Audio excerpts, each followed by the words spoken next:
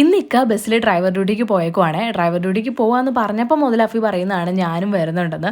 അങ്ങനെ ഉച്ചയ്ക്കത്തെ ട്രിപ്പിന് അവൻ ഇവിടുന്ന് കയറി കേട്ടോ, കാഞ്ഞങ്ങാടേക്ക് പോകാൻ വേണ്ടിയിട്ട്.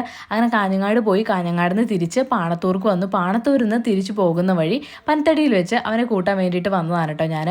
അപ്പോൾ നമ്മുടെ അക്സം ബസ് വരുന്നുണ്ട്. ഇപ്പോൾ അക്സം ബസ്സിൽ അക്സം വന്ന് ഇറങ്ങുന്നത് കാണാൻ പറ്റും.